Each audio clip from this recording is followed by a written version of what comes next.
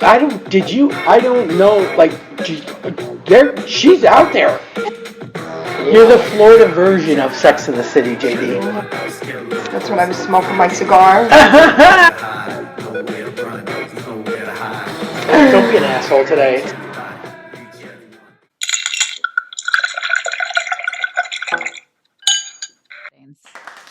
every time. Hi, Denise. How are you? I'm good. Thank you. JD, my co-host. I was going to say, I thought you had a co-host for I do. My rockstar co-host, who is in Florida, is driving home from work and got stuck at the open bridge. So she is running a little bit late, but said, go ahead. I'll jump on. I was like, I can't remember if I found you. I found you on Threads, or did I think it was Threads. Yeah, I think I'm loving Threads, right? Having so much fun on Threads. Yeah. Yeah, I started following you everywhere. It's just refreshing, good stuff. And as a society, we're lacking that. Yeah, we are. You're right. Yeah. So I was like, oh yeah, definitely follow. But I just wanted to formally introduce you. Is it your company? You're Heather? It is. Yeah. You are Heather Vickery. Okay. I am Heather Vickery. Heather Vickery. And you do your own podcast. You've got a books back there. I see. Yep. I have a couple of books. You can see several of my books out, and I have 2 podcasts. Yep. Been podcasting for a long time, 6 years. Yeah. Isn't it crazy? Yeah. I started podcasting in 2006. Oh, wow. You beat me. Everybody knew what it was. Everyone's like afraid that it was taking up too much space on their hard drive. That's awesome. It's like, no, it streams. It was, tough times.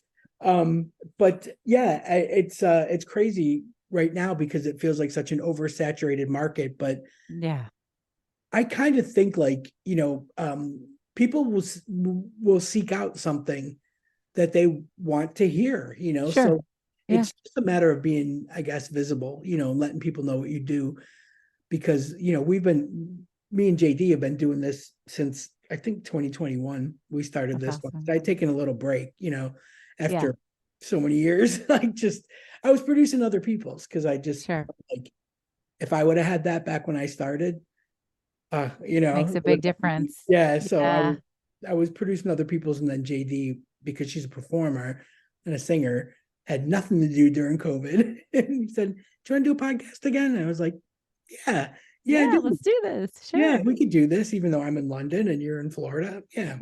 But tell me a little bit about what your motivation was for jumping in this arena of self-help. Yeah. Self-help. God, it's not my favorite term, but yes. What is your favorite term? I don't want to use one that's not your favorite. There's so many. Self-expression, self-expansion. That's good. It goes political fast, right? My issue with the word help is indicating that we aren't right. I deeply believe, and I know that each and every one of us has all of the enoughness already. We have all of the answers that we're seeking. They're inside of us. And my work is in helping people discover it and let it out so that they can expand, so that they can elevate, so that they can have all the things they want and get rid of all the stories that are in their way. So how I got there is I blew up my whole life.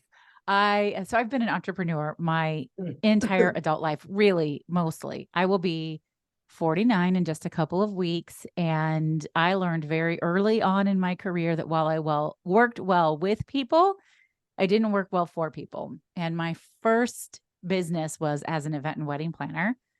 And I built a luxury event and wedding planning business here in Chicago. And I did that for 18 years. And then when I came out, which was quite a journey, when I came out and finally decided to live my authentic truth and get a divorce, I kind of went, what the hell do I want with my life? Like, who am I going to be as a grown-up? Right here we are. It's time now. So I kind of burned it all to the ground. And what I discovered was that people already saw me as a coach and a guide and a mentor. I was getting stopped, emailed, texted, contacted multiple times a week. I want to do this. I want to try this. I want to start this. I want to stop this. I think you can help. Will you help me? And because I was in this process of becoming me, I said, Right. well, let me do this out loud and let's see what happens. And it is the thing I'm here to do. And in the end, what it boils down to is I help people learn to trust themselves, learn to discover their own inner truth, connect with their intuition, self-compassion, self-love, self-awareness, so that you all can go out and do all of the incredible things that you are here to do and maybe aren't fully living into. So it was my journey, and I did my journey out loud and brought That's everybody along. amazing. Hi, So JD. you were married to Jade. This is Heather Vickery. Hey, You see me? Yeah. I can. Yeah. I can't see you. Hang on. Why can't I see you? Oh my God, I've done this a million times. Your Zoom resets itself too. I know. Every time. Zoom resets itself every time. What a mess. Every single time. Yeah. Okay. So hang on. I thought it's a good thing I wasn't like putting on makeup or something. It's But I okay. made it. It's the Thanksgiving rush, so I think everybody Yes. needs Thanksgiving. I got not only that, but getting ready to travel sucks. So It does. that's where I'm at. Yeah. Yes, it does. Hearing Yeah. that news today with the Rainbow Bridge. Yes, right. Yeah, I just saw it. I just saw a thing It was about the biggest whirlwind frenzy of phone calls and text chains that I have been through, and I don't even know how long. I mean, it was just insane. But everybody's good. It's all. I'm it. so glad everyone's Yeah. okay. It's so funny. My mom's in Florida, and I was more worried about her because I didn't want her to get upset about everything that was going on with the family. Right. So, hey, get down. So I'm sorry to interrupt. I'm just hopping on, and My cat climbing up the TV. I'll catch up. I'll catch up. So Heather was just telling us her motivation for starting her company, and we decided we don't like the term self-help. Well, I wasn't trying to shame you or anything. I'm just personally anything that feels like it's couched in not enoughness, I kind of throw that out the window because my whole jam is like, you were born enough. You are exactly right. I like self-expression, and I like that. It's very good. So she pulls out in you what you don't even know you have, which I like. Wow, I love that. Yeah. I love that. Yeah. And she does 2 podcasts, and look at all her books. I know. I keep because it's not on me. Right? The books, the gratitude journals, working on another book. It's going really slow, but I'm excited about it. We have a deck of manifestation cards, a lot of really fun stuff. Really proud of all the projects. You know what, Heather? I think that's the thing that drew me to is that it's what you're doing feels fun. It doesn't feel like, when someone says, oh man, I got to work on myself, or it's you, I've got to work on me. It feels so daunting, Absolutely. but what you're doing feels fun. I don't know if it's you, it's what's emanating from you, but it feels fun. Like, I feel like that's the person I would want helping me on my awareness journey. You know what I mean? Appreciate that. It can be fun, and it is not always fun. Because when we're talking truths to ourselves and about ourselves, it sometimes requires us to have conversations that we don't want to have to get to the other side. But what I do promise people is I do bring sort of my personality to the table. I'm going to curse. We're going to be silly. We're going to have fun. And I have really worked hard in the last couple of years to, sort of boil things down to the lowest common denominator of your time and financial commitment and requirement. So yes, folks, you could spend hours and hours and hours a week doing this work and it could exhaust you. You can also spend 5 or 10 minutes a day. And if you're zeroing in on what you really need to be focusing on for you specifically, because it's, it's got to be, you have to decide what you need and what you want. You can shift and change, in the minute within just a few minutes. And I am certified in positive psychology, human design. NLP, EFT tapping. So we do some actual stuff that's based in science, neuro work, things that actually shift you. It's far beyond just think differently. And you know what? Thinking differently really, really does help, but it can only take you so far. So first you got to think differently to show up in this way. And then you got to be willing to play and try new things. But when we talk about NLP or EFT tapping, we're literally neurologically shifting you. So you can make powerful change in just a few minutes a day if you're willing to give yourself those few minutes a day. And that's why I make it easy. I make it as fun as possible. I make it affordable. If you want community, you can have community. If you don't want community, you can be on the outside and you don't miss anything, instead of just so much more pressure on our time, on our schedule. And, we're all stretched about as thin as we can be. And yet you still deserve to show up for yourself. You still deserve to belong to yourself first and come home to yourself and trust yourself. So no matter what your schedule's like, you can do that. That's incredible. What That do you way, find yeah. what do you find holds people back? Oh, the list of Is excuses it are like, large. I know. It seems it's so vast. But are people fearful of connecting with that part of themselves? Absolutely. Is Yeah. that I is mean, it it's an exhaustive list. It could be, I just don't have the time, or as soon as XYZ happens, then I'm going to focus on this, right? Because we're always putting it off. yeah. It can definitely be fear of it's going to be too hard. I'm not going to be good enough. I don't have what it takes. Nobody wants to see this from me or for me. I'm going to disappoint somebody else. Like, boundaries are game changing. They're part of the BRAVE method, which I break down in my book, Fuck Fearless.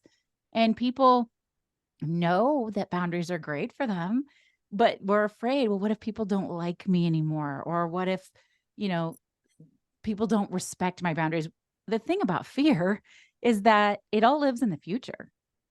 Whatever you're afraid of, that thing doesn't exist right now unless you're being chased by a bear in this moment. You're worrying about something that doesn't exist yet. And so the very basis of the work is in, okay, well, maybe that will happen, but what if it doesn't? What else could be true? And just sort of moving out of absolutes and into possibility, into curiosity. And shutting down those limiting voices and those stories that keep you from showing up for yourself. But I find that most people, when they discover me and something lights up inside them, there's enough pain, there's enough discomfort that you're like, I don't know what the fuck the answer is, but something's got to change. And Yeah. so, Yeah. it's easy to step in just a little bit at a time. It's also great for people who've been doing it for years and want to maintain. But usually there's some pain and some discomfort that you're just no longer willing to live with. That's Mhm. huge. Yeah. That's huge. It's so, I was having a conversation with a friend of mine, and we've been friends for so long. And, like, now that I live over here, I don't have the same constant communication as I did when I was living around the corner. But so she had reached out and we were both talking about how we're in similar situations where our parents, there's a little bit of a decline there, and Yeah.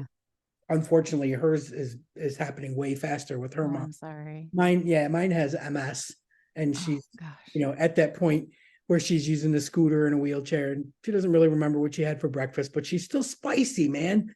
She's still Love funny, that. spicy, Love right? that. Yeah. But we were saying how when we hit 55 and we're both around the same age, and we were saying how your mindset changes a little bit about your friendship group. Absolutely. You're like, if someone's not making an effort, you give it a shot, and if there's no decent response, it's just like, and I was saying it's a great feeling because you end up having the people that mean the most, and are that are there for you, and you're there for them, and that doesn't change no matter the miles and where you live and all that stuff. But there is always that tiny sense of loss, Absolutely. or why did that happen? What's going on? And we were saying how we were both the same. We take it on and go, what did I do? Like, did I Yeah. say something? Right? Yeah. Like, did I Yeah. say I'm the something? first one to It, do it that. never has. It never Yeah. ends up being. Yeah. It's them. It's so them. Yeah. There are two So- things that come to mind when you say that. And the first is that growth always requires letting go of something. And that can be very difficult to do. Even sometimes we have to let go of things that are actually really good to make room for something great. Sometimes we're letting go of things that aren't good or aren't great, but we have an emotional attachment. It's okay for that to be hard. It's okay to grieve that and still make that choice. I mean, my divorce is a great example. It was horrible, hurtful, painful. And still today, 10 years later, there are moments where I feel deeply sad that that was the right choice for me. It was still the right choice. I would still do it again, but you're human. And then the other thing that I completely forgot what my second point was. I don't know, because I was trying to do two at one and I can't multitask. Well, that's embarrassing. Well, since I'm just jumping in, Just jump in, JD. Help me out here. I love what you're doing. When I'm, I looked at your social media and your website, your pages before to see what you were doing, but I think that you hear so much about manifestation now, manifesting and meditation, and putting it out there to the world. Yeah. put it out to the world. And there's a lot of times people say, sometimes I'm surrounded with people that say, oh, that's just, it's just a lot of like, hocus pocus or whatever. But I do believe that. I believe that you have to be like, put the positive vibes out, that you could almost call the shots. Like a lot of times my mom would always tell me this, like almost will the bad stuff when you start saying the what if and being afraid. 100%. You're saying afraid about the future that didn't even happen yet. Even though I come from a long line of warriors, my mom will be the first one to say, well, what do you do when you're going to call? What are you calling your shots? That's going to happen. Don't put it out there. Just don't, you don't know what's going to happen. And I do like that notion of being a little more in control of your destiny. If you, you think about it. If you wake up and decide, well, today's going to suck.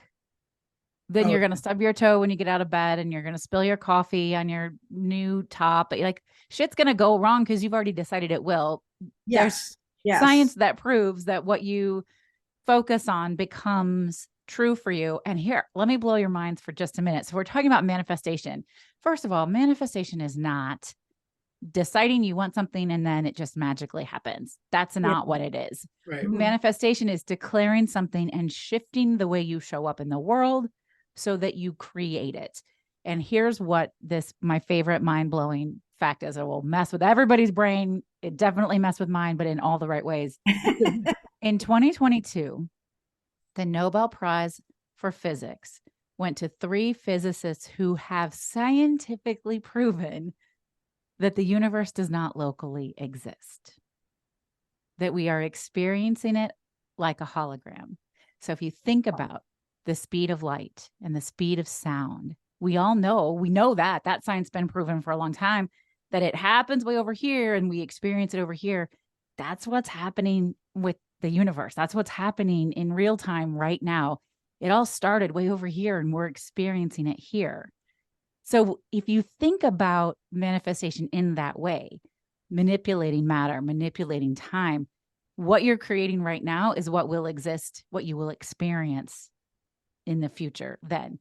So that's why when we say like, be the person now, put out the positive energy, put out the thoughts and the things that you want, declare them as if they're true, not when that will happen or if that will happen, because you never catch up.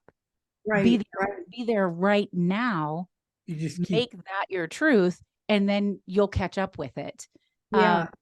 That doesn't mean I'm not a fan. I mean, I'm certified in positive psychology. It doesn't mean that sometimes you're not pissed, you're not hurt, you're not sad. You get to have all of your emotions and feel them and welcome them and thank them. And the key is to do that without any judgment and just curiosity, like, oh, I'm really mad about that. Why am I mad about that?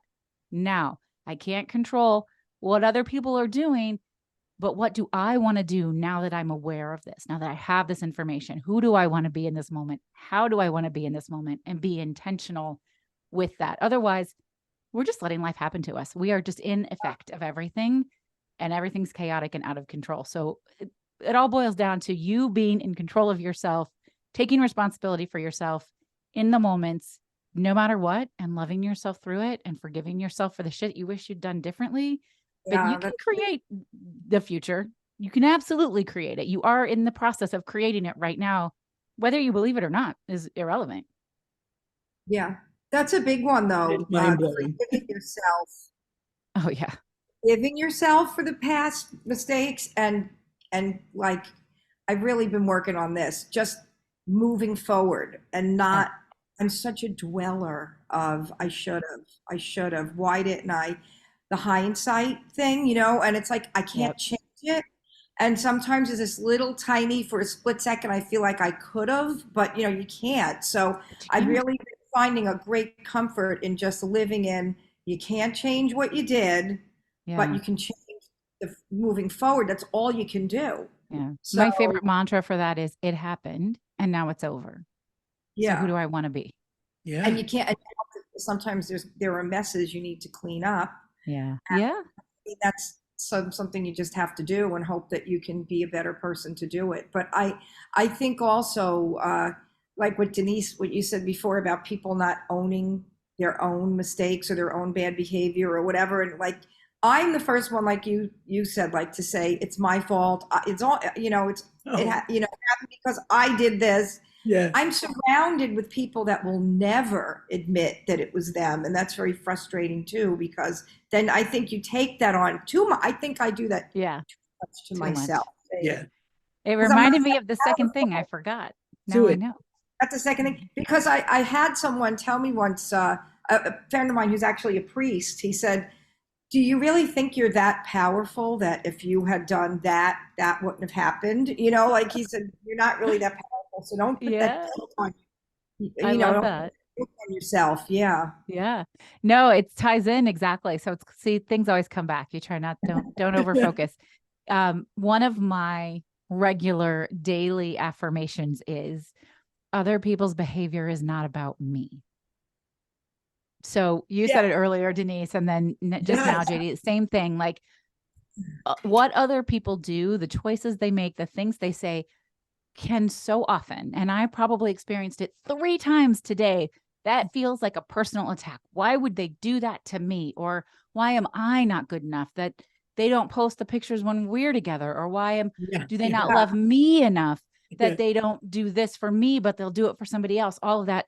And then I just have to remind myself, other people's behavior is not about me. And you're, like you said, are you that important? Are you that powerful? But it actually is, because you are to yourself. You have to, your greatest love story in life has to be with yourself. And if you are always focused on other people's choices and behavior, you're never in your own body. You're never taking control of yourself. So I just remind myself I have a whole EFT tapping script around it, visualization exercises around it, about other people's behavior is not about me. Don't make it about me. It's not about me. It's like it's the furthest from. Like when you find out, like I had a conversation with someone and I was like, I don't get it. Like in this day and age, we're a text away from each other. Like it's like you go 5 months with nothing, and I'm wondering what's wrong, what happened, what did I say? I'm looking back to the last text and she goes, oh no, I had to be traveling for work and I just didn't want to start a conversation that I couldn't finish. And it's just like, yeah. Well, and I'll tell you, so being certified in human design, that's actually been my favorite takeaway. Is I now I take other people's shit so much less personally, and I'm far more patient because I can see every time I do a chart, every time I talk with somebody about their human design, I can see how you're so different than me, how you process differently than me, how you make decisions differently than me. what you're here to do is so different than me. And so instead of putting my own expectations, oh, well, I would do it like this, or this is what I would expect of myself, I get curious about it. And human design has been such a gift for me in that way. And I love showing up so much more honestly for other people, by not putting my own shit on them. Yeah. Yeah. Like, I really think it's like, it's almost like an enlightenment, like all of a sudden, like in just from that one interaction, like I just applied it everywhere and was like, oh, okay, you know what? I'm thinking way too much about this from my perspective, not theirs. And when I get a chance, we'll figure it out, but it's not something that I'm gonna walk, I'm gonna carry with me. And it was just like these weights were just dropping off. Isn't that what a freedom technique, right? Like letting other people's shit go, not taking it on, not making assumptions. Yeah. It's just like we just shed that weight. The more Yeah. we walk, the more we It's do really that. crazy, like you were saying how you went through a divorce, and then came out, right? So Well, I came out first and then I got the yeah, divorce. well, But yeah, same way. I did that, JD did that, and Right. I tell people all the time, like, I got fucked so bad in my divorce because I felt so guilty that I was just like, yep, you take that. Nope, you keep that. Nope, yep, don't worry about it. Nope, I'm like, it was just so bad. But thank God we remained like the best of friends and could laugh about it, like, right up till when he passed away. Like, we were still, laughing and joking and stuff about our entire relationship, everything. And he was more like a brother, at that point. But I walked around with that guilt for so long, and I let everybody think that it was because of me. Like, that whole thing was because of me. I didn't say, oh, he was talking to someone online for a year before I even came out. Like, I didn't want to like dirty his name or anything. I just took it all. And I just, I guess I just, at the age I am now, I look back to how I was like in my, what I was thinking in my 20s, my 30s, and I go, Jesus, that was so wrong. Like, God. But somehow it just like, it sheds like a snake skin, like all that stuff. Like, I can actually look back now and say, God, that was, that, wow, like I have been like that. and also go back to that version of you and love her and give her a hug and say, gosh, you really did the best you could with what you knew at that time. I'm so grateful that you protected me and kept me safe, because you don't exist as you are right now without that previous version of you. Right. That's interesting. That's a It's powerful a journey. thing. It's like it's a cool journey, and you kind of look back and say, because that's I was different, Denise, in my situation, because he cheated. I didn't come out till after he cheated. Oh, I remember. I was there. I remember that story. And with a psycho person. And then I was free to come out. But in reality, I was already gone from the marriage because I just ran chasing the music and took all those feelings. And that's something I always do. I'm afraid to hurt the other person, but I hurt them more by not being open and honest. And that just happened yesterday with something at work. With my sister works with me, and instead of me telling her something I wanted to tell her, I didn't, because I didn't want to hurt her feelings. And then she has no idea why I'm pissed off at her, because it's really unfair to the other players, It is. And we had just kind of like drifted apart after 25 years. It was a long time we were together. We still work together every day, my ex-husband and I. But when he cheated, that gave me the green light to make his name stained. It was kind of the opposite from you. And in the beginning, I kind of like almost embraced it. I felt very angry. I was full of so much betrayal because we were still friends, even though we had this marriage that was kind of broken, and any kind of physical anything was gone a long time. He took her in the home in our bed, and that was a betrayal. a betrayal I just couldn't I forgave him, obviously, but I mean, at the time I was so angry. It was so much easier for me to say, see what he did, see what he did. And then I was Sure. able to be free to be who I really was. But I actually circled back, and I own that. And You were I tell angry at yourself. I blamed me. Actually, the first Yeah. minute I saw those pictures, I said, because I found pictures of them, I said, this is my fault. Those were the first words that came out of my mouth. But at the time, I meant because I was running away to the music so Yeah. much, Yeah. running to be away.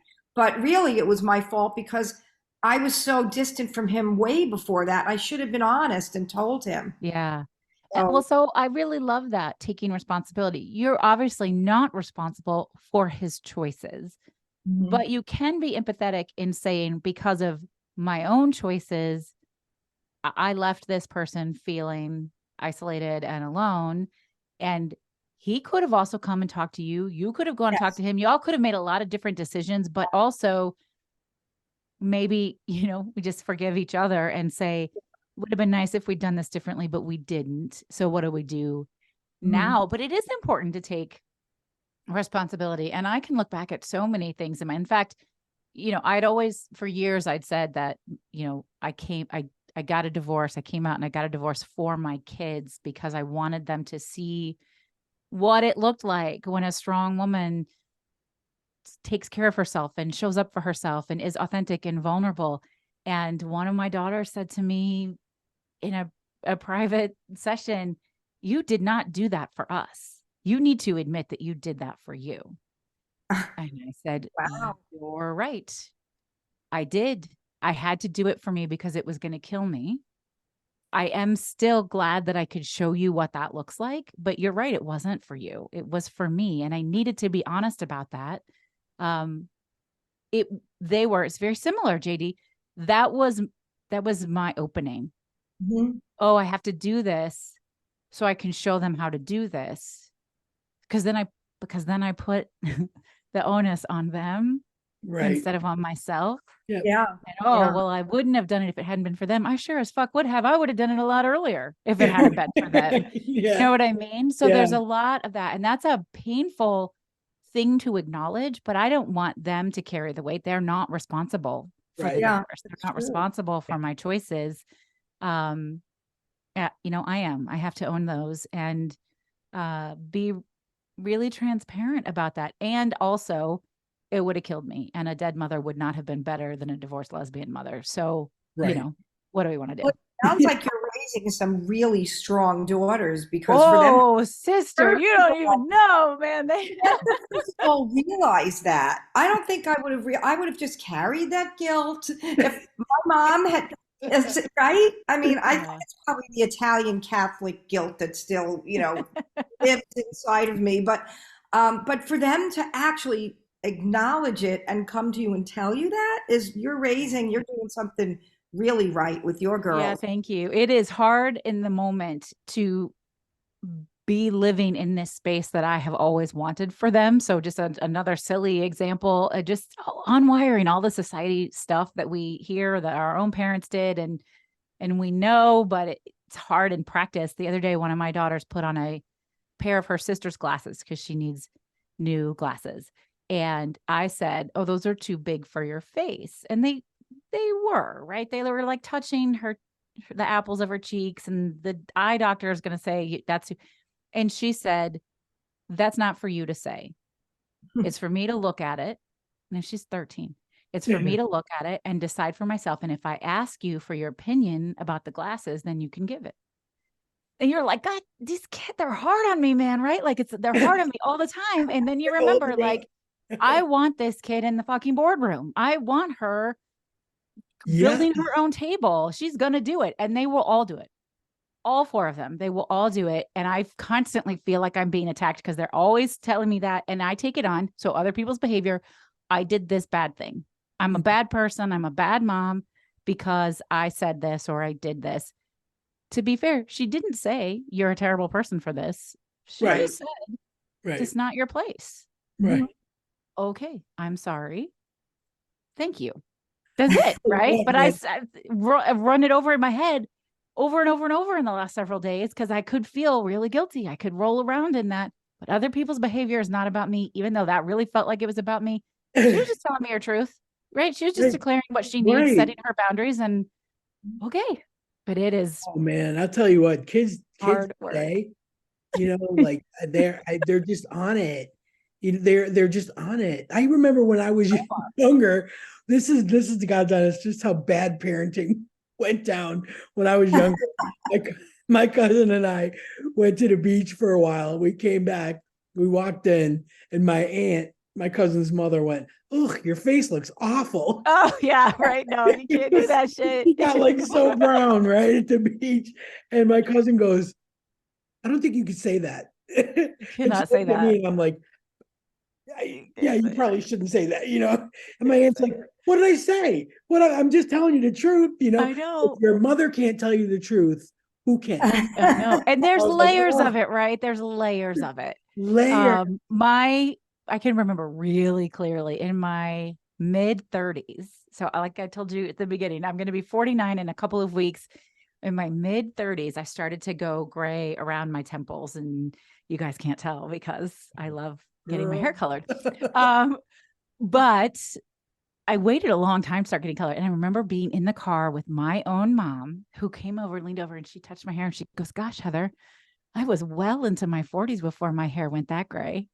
And I was like, I actually told her, I was like, you know what? That's not actually nice. It's not nice. Well, I was just stating a fact. I'm like, but that's not nice. And so then I have to go, okay, how is that different from those are too big for your face? About the glasses, there's nothing wrong with her face, but it's just this idea of like, just shut your fucking mouth. Like, don't talk about anybody's appearance. Don't get involved, right? Or their choices or whatever. Like, get people's permission before you share your thoughts and ideas with them. That's how you get their buy-in. And actually, if we're going to go back to the work stuff, that's what I'm here to do. I'm here to guide you all into giving yourself permission. You give me permission to help you discover yourself. Then we can uncover the work, but there has to be permission. There has to be consent. Yeah. Right. Yeah. The thing of it is like, I think just in the last, like, I don't want to make it political, but like since around 2014, 15, 16, I feel like it's political. I don't know what else to tell you. I mean, it just we're is. constantly defending our choice to support something or to be this way or to take this on, or, it's like you have to defend the critics of it all the time now, and it chips away like at your original reason for wanting to do something or to be positive about something. And it's become like, for me, this little reminder, of just, you win by staying positive, by taking the high road, like that kind of, by doing your thing, by like just not giving in and keep doing you. Right. Yeah. And JD, I found Heather through Threads, and and everybody's, it's just like this fluffy cloud of it's a happy place. Farts and pixie nice people.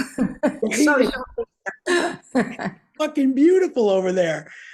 And I saw somebody post that being on Threads now makes them think twice about what they would normally post because they're trying to be and support this positive atmosphere that's growing over there.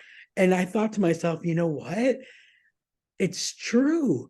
Like, definitely think I don't even need that little thing to pop up and say that's not Threads language or whatever, Like, I need that. I still use the language, and funny that never pops up, but what it makes you do is go, if I say this, does it make anything better? Right. If I say this, does it actually change anything for good? So, for example, there's this women following women train on Threads right now. And you know what? I'm here for it, whatever. But every once in a while, and it's one thing to see a man go, well, where's the man following man train? That's fine. Whatever. They're all going to do it. Yeah. When I see a woman saying, well, I feel bad for the men who aren't getting followed. I'm like, you can probably let that go because Yeah. they still get to be on the top of the pecking chain all the time, the pecking Right. order all the time. Right up And there. then there was a male doctor, male white man doctor. I don't know anything about his sexual identity, but who said, well, thank you for this finally, because people like me who are doctors who work in women's health, we want to be part of the conversation and we don't want to be excluded. So this is a perfect example. I responded and I thought, is this going to make anything better? And I said, we're so glad you're here and willing to listen to us, because you would be shocked by the number of women who have had male doctors disregard what they know is best for their health or overlook things simply because they're a woman. And you'll understand, right, if we don't automatically believe everything you say, but we're glad you're here to listen. Yes. Because I was like, yeah. shut up, dude. Yeah. But that's fine. But I do think it mattered because I'm guessing he's never thought of it that way. Probably not, because he's never had to. No 'Cause one's he's going never to say had to to. him, "You're not listening to me." He's still not going to be listening. But yeah, it's funny because for the longest time I thought that was like an American thing. Like I thought that. And then over here I was talking to a bunch of girlfriends and they were saying that they have that same. My wife has that problem. She will absolutely not go to a man doctor anymore. She'll go through the insurance thing and she'll find, Mhm. or like if the NHS refers her, nope, not doing it, and find someone else, because she's been disregarded too many times. Yeah. And Yeah. right, and it's just, What infuriates me is the women who support the patriarchy by also not listening or also assuming that, oh, you know what, you say those cramps are really bad, but you're oh, in your fine, you head. can Yeah, handle it, yeah, or disregarding actual scientific facts about Black maternal health. Like, come on, folks, it takes all of us. We all have to show up yeah. and we have to take But responsibility for our role in what created the situation. Goes right back to what you said, JD, about your divorce, and me about mine and all of that. We have to take responsibility for our role in creating the situation we are in. And that is yeah, why people get themselves all worked up when they are called in or called on the carpet for their behavior, because it feels bad because, oh, we don't want to be responsible for the yeah, way we've behaved, but we have to be. yeah. You do. It's a lot of accountability and ownership and all that. Yeah. I feel like Better because for I was raised talking about, you say, Denise, the parenting we grew up with or whatever. I was raised on fear and guilt. So, Me too. so it'd be like, Yeah. if you go out tonight, don't go in that neighborhood or whatever, because my mother was afraid of every little thing we were ever going to do. Mhm, mhm. And if something happens to you, what do you want to do? Kill your mother? So Yeah. it'll just kill me if something happens to you. So you got all of that stuff going on. It's not even the thing happening to you now. It's that Yeah. it's going to kill your mother. So it's Yeah. still, Right. and No, and you know what? I did it It just is like, yesterday. One of my daughters called me crying. She was having cramps. She wasn't feeling good. And I texted later and I was trying to do the right thing. I said, oh, how are you feeling? It just broke my heart to hear you so hurt earlier. And then I was like, fuck, I've put my feelings back on her again. So I guess my point is none yeah, of us are perfect. None of us have it figured out. I know that I'm ahead of the curve in some ways. But I check myself multiple times a day. I said it. I wasn't trying to guilt her. I don't want her to not tell me when she's hurting. But the right. truth is it hurts me when she's hurting, and I can keep that to myself. Yeah. I mean, it's a mom thing. It's a mom thing, but my a mom kids are thing. like, But the thing of it don't is put that shit like, on me. it's a constant, like I don't think you ever get to a place where you don't. I shouldn't say this because I'm thinking of my older relatives, but I mean, you're constantly checking yourself. You're constantly evolving. And if you have the will to want to be better, then that never changes. That constant never stops. And I think that's part of what I like about what you do, because you're instilling that in people that just maybe don't see it. They don't see it. They don't want to see it. They don't want to open that part of themselves up to evolve, like what's wrong with the Yeah. way I am now kind of thing, or, Yeah. it's so I think because like you're bringing it to a level that people understand, you definitely have the credentials and the letters behind behind you, Yeah. the books. But I mean, it's not intimidating the way it would be to, like sometimes you see like a scene on television or someone walking into therapy and they're, it feels intimidating. And I think that people get a little bit put off by that, maybe. Sure. So I think what you're doing and bringing this positivity and a little bit of sunshine to what people expect to be such a gloomy experience Yeah. is fantastic. I mean, is it a growing community? Do you find like you have a lot of people interested now and supportive and Yeah, it's always growing. It's always growing. It's always evolving. I mean, listen, the Spark Collective is an $8 a month membership that combines all of the different modalities that I use in ways to help people just show up for themselves just a little bit whenever you want, wherever you want. So that community is growing. If you want to grow your community and be involved, you can. And if you don't, it's set up in a way that there's no guilt or no shame. It's just really easy to just take care of yourself. And then today, twice, I had past clients that I haven't worked with in years come and say, I need support again, or can I buy an hour of your time? Or what are you up to these days? Because I need a little more of this in my life, right? So they come back around because the work is ever, ever, ever evolving right? all the time. So true. And so as we shift, and the more I learn and the more I change and the more I grow, I do that out loud so people can hear it and come back and they add They on see and do you new cool growing. That's things. fantastic. Yeah. That's like Yeah. they see you, you growing, and it's so cool. Like I will say this forever. I loved my therapist so much when I was in Florida. Like I didn't go, like I went when I was struggling with my sexuality. I went to see her before I mentioned anything to anybody, and then figured that out with her before even bringing my husband to her office, Mm-hmm. giving him a safe place and me a safe place to discuss it, all that kind of stuff. And I saw her like later on. I would just like check in. Thank God her offices were right near where my mother's restaurant was, so I could walk there. But I would just pop in and be like, I need a tune up, like every couple of years. Like, I need a tune up. I love it. It Yeah. was like, Yeah. go ahead, like book in. And then I would write a letter to catch her up over the last year and a half, 2 years, whatever. That's nice. Drop it off a day or two before. There you go. Waste time during my appointment. Now we just do audio. I have people send me audio messages and I Yes. listen, and yeah. It's I so think that's productive. brilliant. And that's, it is so important to me that everybody have access to finding and creating a foundation of worthiness and value and belonging to yourself. That I literally created this for like nothing. $8 a month is literally nothing. Because I don't want that to be a barrier to entry. And the other thing that I was really intentional about is it's bite-sized. You can show up when you want, where you want for just a few minutes a day, whether you're waiting before you go into a doctor's appointment or to pick up a kid, or you're in the bathtub, or you need to pick me up before you have a tough conversation, or you need to love on yourself after something that's been hard, or wherever it is. And it's just a few minutes, right?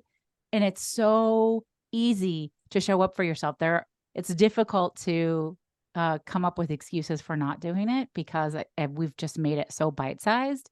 And I want everybody deserves to show up for themselves in that way. And I have done everything I can to make it available.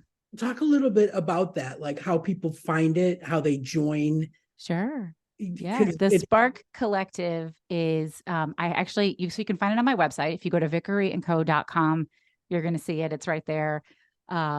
It's housed in the Telegram app. And so if you are somebody we talked about technology earlier, you're like, I'm not really into technology. I don't want to try new things. Y'all, I promise you, it is super easy. It is free. There's no barrier to entry. You just got to trust me and download it. You're good. It's like not hard at all. and I'm not all that tech savvy. We talked about that earlier. Yeah. So it's all there. And actually, I don't know, when is this episode going to air? Sunday? Sunday. Okay, great. So Sunday of this week, we'll still have our holiday promotion going. So you could get in for $6 a month. We have a savings on it. Or if you buy one for yourself and for your friend. So if Denise and JD go in together to join the Spark membership, you get 2 for $120. So it's $5 a month for each of you if you buy the annual membership. You Do what? You sign up for a year. It's you said so you have a choice. Yep, you have a choice. The $8 a month is monthly. You just pay the $8 per month. If you have the cash and want to do it in advance for the year, then that's how you get that bigger savings. And that feels really reasonable to me. And there have been times where I have done things for it's more, 25, 30, 40, $50 a month. And they'll say, you can save $100 if you pay for the year, but I don't have $400 right now. So I go ahead and pay that extra $10 per month. Right. And we're not talking about numbers that big, but I get it. If $80 or $120 isn't viable for you right now, do that $8 a month thing. But yeah, we have that holiday promotion going. So you can kind of pick whatever you want. Every Monday, I drop an intuitive journal prompt, and I call it an intuitive journal prompt for a reason. I pull it from Human Design Transits, and Human Design is such a cool, life-changing. It's several different ancient philosophies come together to help you live into yourself more honestly.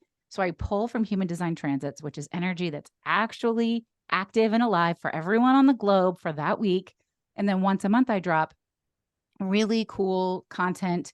It could be anything from any of my modalities. We've done guided EFT tapping, including a little video on what it is, the science behind it, how to do it. Everything's less than 10 minutes. It's all super, super fast and easy. For November, which is going to be, we always drop on the last Monday of the month. We're doing a gratitude for growth. So there's a little bit of a mini course. There's a guided gratitude meditation, just quick, easy ways, because gratitude will change your fucking life. Like, it will change your life. And I did not make that up. The science is there. It proves it, which is really, really cool. So every month it's a different content. And I just had a Spark member earlier today tell me, I haven't really felt like posting lately. And I'm still getting so much out of it, because when other people share what's showing up for them, I'm like, that's the message I needed to hear right now. So it's just beautiful. It's easy. Come in and hang out. And then if you want to do something bigger and you want to do a human design reading, we're offering $100 off of a custom human design reading. Those are pretty intense sessions. They're magical and gorgeous, but that's also one of the holiday promotions. And you Telegraph, the app that you put on your phone? Yeah, Telegram. It's called the Telegram app. It's free. Okay. It's easy. It's super, super secure. I use it for all my coach on call clients also. So I really firmly believe that when people need coaching support, they need it when they need it, and not like a week later when your call is scheduled. So all of my one-on-one coaching includes coach on call support, and we go back and forth on the Telegram app. That's Do you see people in person, or is this all over a Zoom, or how do you do I probably missed this. You probably said this earlier. Mm-hmm. No, we didn't. It is all virtual. I do offer VIP days in person if somebody wants to come to me or fly me to them. Those are pretty big ticket items. If you've got me for a whole day, that's kind of a big time and financial investment. But yeah, the coaching is so for example, my coach on call program is one-on-one call a month via Zoom. And then you have unlimited access through Telegram, and there's some more stuff that comes with it. But yeah, everything is virtual. Everything is easy. I do a lot of keynote speaking and workshops. So if you are wherever you are in the world and you want to bring me in to come and speak, or to do a training or do a workshop, hit me up. Like, let's go. We can do this. We do this. We do it. I do it in companies, organizations who want to really honor their employees. In fact, the Spark membership is a great thing for companies who want to support their employees to take care of their own mental health on a consistent basis. Like, how can you beat that for $8 a month? Yeah. And that's starting to be such a big deal. Yeah. That, companies are starting to recognize burnout, overworked, it's part of the conversation, that was never there. Never there. No, but it has to be there now, because the generations coming up, Gen Z, they're they're not playing, right? These are the kids that say, it's not your place to tell me that, right? They are serious. And so we have to shift, right? And we have to honor where everyone is and help them show up. But you know what? If you want to talk turkey, it does help the bottom line. When you help somebody show up authentically and honestly, everybody thrives. Yeah, it's so true. It's so true. Well, I so appreciate you doing this the night before Thanksgiving in the middle of a crisis. I can't even tell you how sorry I am that it's okay. I'm glad we were able to make it work. So chaotic. Yeah, thank you for your flexibility. It's thank you. Yeah. Sorry, I get that. I'm sorry. No, it's great. You guys are both so much fun. I love that you're doing this. I love what your message is and what you're out. I feel really honored that I got to have this conversation with you, and it would be fun to see you or any of your listeners or anyone else come hang out with us in Spark. Like, what you see is what you get. Like this, what you got today, this is what we get in Spark. This is what we're doing, folks. Fantastic. And it's pretty fucking cool, actually. Give us the website where everybody can jump in and look. vickeryandco.com. And I'm on Instagram, Heather_Vickery&Co, and obviously on Threads, same thing. I'm easy to find. And if you have questions, you can just send me a DM. I always respond. It's just me. So, and you're on TikTok too, like you make. I am on TikTok. Okay. I just kind of fuck around a little bit on TikTok. Sometimes I post worky stuff like I did today, and sometimes I'm posting red, white, and royal blue edits. So, whatever. Thanks. I have no shame about my absolute passion and love for red, white, and royal blue, the book and the movie. I'm all in. But yeah, I'm Brave Heather on TikTok, and it's a lot of fun. I'm always me. You're always going to get that. That's fantastic. I mean, I just really, I will buy what you're selling, man. Thanks. So thank you. Oh, you know what? How about this? Let me give you and your listeners a little gift if anybody wants it. My books, my gratitude journals, my cards, even some mugs that say choose bravely on them, everything. You guys can have it all for 20% off if you use code holiday20. Now, if I'm shipping internationally, we got to charge you an international shipping. But other than that, save 20%. I sign all the books, all that fun stuff. So this is a little gift to you guys if anybody wants it. Stick. We love presents. I know, right? Save 20%. Well, listen, have a great Thanksgiving. Thank you so much for taking the time out. Really, you too. Really safe trip to the States. Yeah. Yep. We're going to be hanging out soon enough. I love that. Well, I'll look for a picture on the interwebs. Yeah, definitely. In person. Yeah. It's so nice to meet you both. Thank you for having me. Hey, thank you, Heather. Okay. See you, ladies. Why do you always run? Like, never stop chasing your dreams. We drank way too much whiskey. Yeah, see? My addiction is you.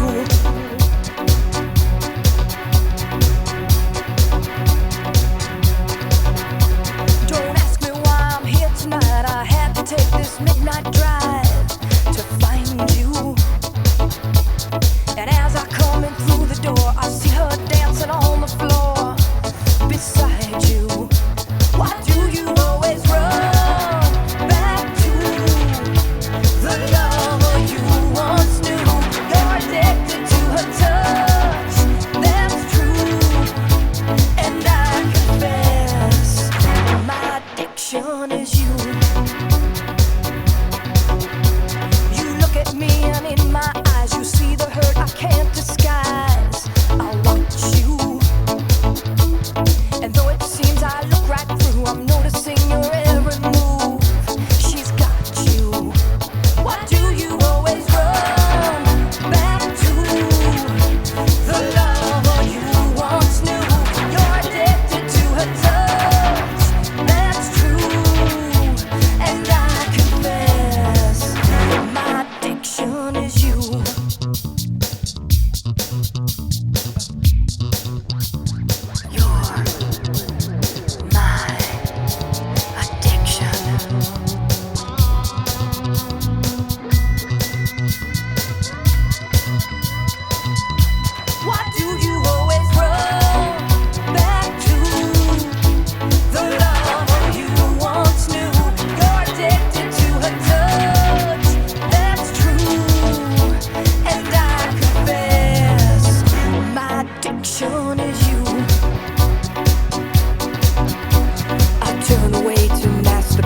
Jealousy reveals my rage.